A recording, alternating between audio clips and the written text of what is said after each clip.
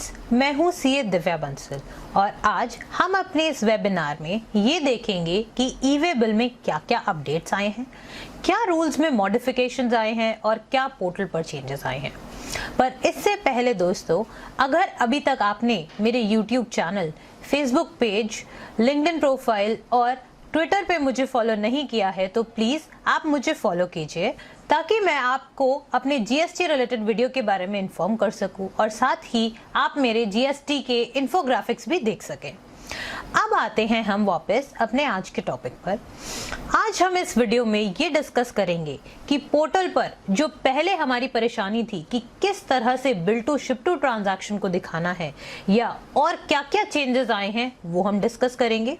साथ ही हम ये देखेंगे कि रूल्स जो चेंज हुए हैं ई-वे बिल को लेकर उसमें क्या क्या रिलैक्सेशंस हैं, क्या चेंजेस आए हैं जो हमें एज टैक्स पेयर बेनिफिट करेंगे। पहले देखते हैं कि पोर्टल पर क्या चेंजेस आए हैं। जैसे ही आप पोर्टल पर लॉगिन करेंगे, आप होम टैब में जाके ई-वे बिल में जनरेट न्यू कीजिए। जनरेट न्यू करते ही आपके सामने ये इंटरफेस आएगा।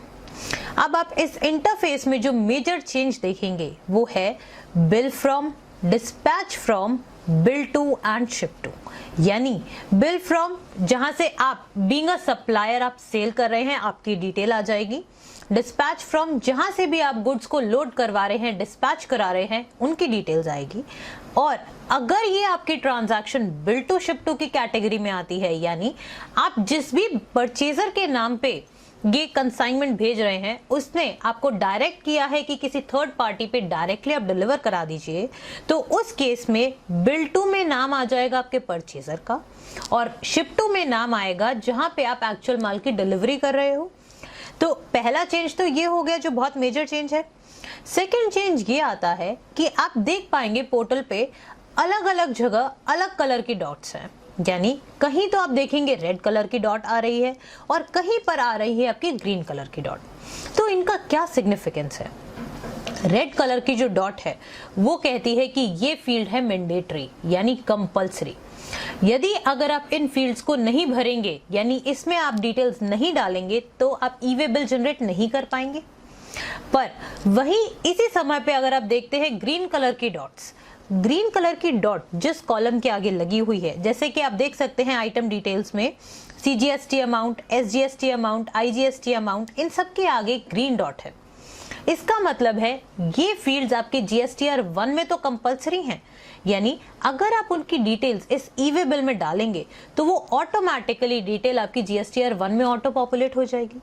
और ये बेनिफिशियल है कि आप इसमें ये डिटेल्स डालें ताकि आपको ऑटोमेटिकली जीएसटीआर 1 ऑटो पॉपुलेट होकर मिल जाए। तीसरा चेंज जो आया है वो आया है पार्ट बी में। यहाँ पे आप देखिए व्हीकल टाइप। व्हीकल टाइप में एक है रेगुलर और एक है over dimensional cargo.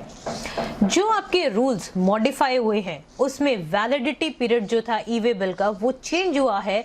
Regular vehicle type के लिए अलग और ओडीसी टाइप के लिए अलग हुआ है। इसी बात को ध्यान में रखते हुए पोर्टल पे ये चेंजेस आए हैं। सो दोस्तों, ये तो थे आपके पोर्टल पे क्या चेंजेस हैं। अब दोस्तों हम बात करते हैं कि क्या क्या चेंजेस आए हैं हमारे ई-वे बिल रूल्स में। पहला तो ये है कि 1 अप्रैल से आपका इंटर स्टेट मूवमेंट के केस में ई-वे बिल एप्लीकेबल हो जाएगा। साथ ही जो इंट्रा स्टेट मूवमेंट्स हैं यानी विद इन द स्टेट जो मूवमेंट्स हैं वो हमारी अप्रोक्सीमेटली 15 अप्रैल के अराउंड फेज मैनर में एप्लीकेबल होंगी। सो आपको इसके लिए अपनी स्टेट नोटिफिकेशंस चेक करते रहना होगा। दूसरा मेजर चेंज ये आता है कि पहले हमें ये कहा गया था कि ई-वे बिल जनरेट करना पड़ेगा पहले गुड्स मूवमेंट से, यानी गुड्स को मूव कराने से पहले ई-वे बिल जनरेट करना होगा।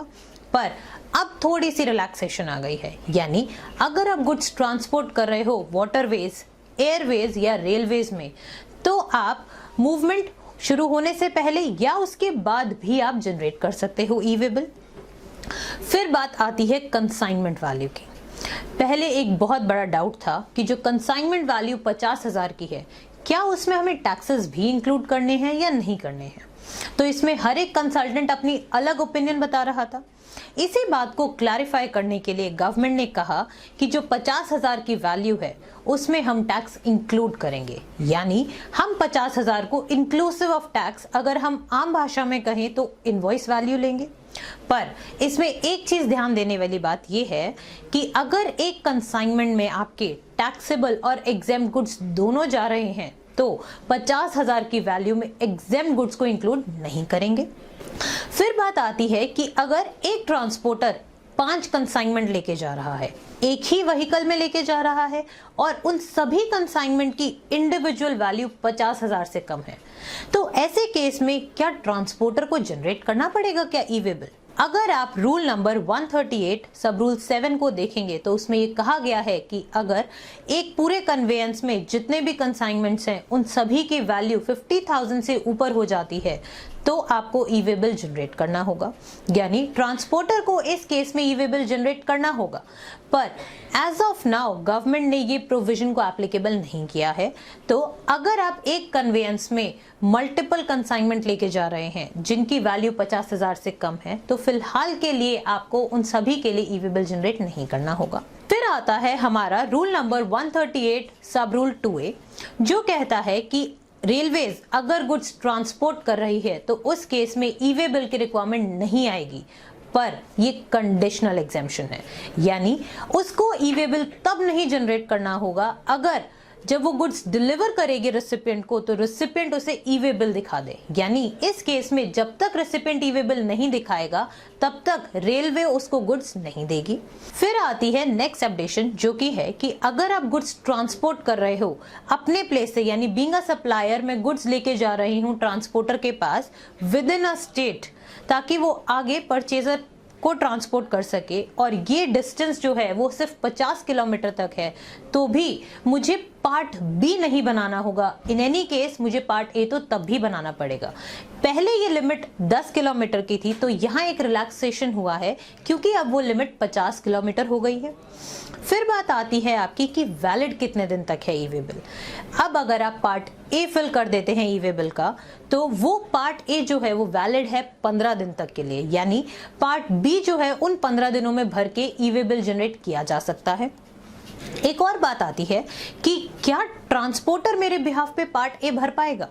बिल्कुल, अगर आप सप्लायर हैं और आप उसे अथॉरिटी दे देते हैं कि आप मेरे बिहाफ पे पार्ट ए भर सकते हैं, तो उस केस में ट्रांसपोर्टर भी आपके बिहाफ पे part A E way bill form का भर पाएगा। इसके बाद बात आती है वैलिडिटी की, यानी कितने किलोमीटर्स कितने दिन तक कौन सा ई वे बिल वैलिड है। अगर आपका नॉर्मल कन्वेयंस है तो उस केस में 100 किलोमीटर तक की लिमिट है, यानी एक दिन की वैलिडिटी मिलेगी 100 किलोमीटर तक के डिस्टेंस के लिए, और जैसे ही वो बढ़ेगा उस हिसाब से आपके नंबर ऑफ डेज भी इंक्रीज हो जाएंगे। नेक्स्ट एक और व्हीकल इसमें ऐड ऑन किया गया है, यानी ओवर डायमेंशनल कार्गोस। इस केस में क्या है कि आपकी लिमिट जो है वो 20 किलोमीटर के हिसाब से वैलिडिटी डिसाइड की जाएगी, यानी 20 किलोमीटर के लिए एक दिन।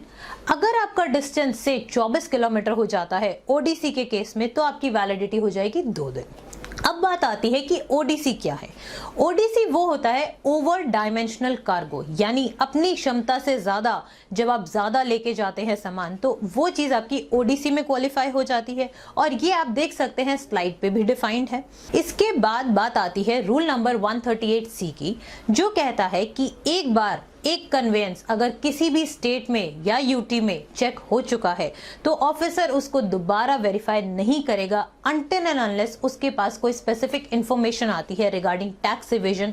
सो दोस्तों, उम्मीद करती हूँ कि आपको मेरी ये वीडियो अच्छी लगी होगी। इसी तरह से आप मेरे चैनल को देखते रहिए और हमें सब्सक्राइब कीजिए। धन्यवाद।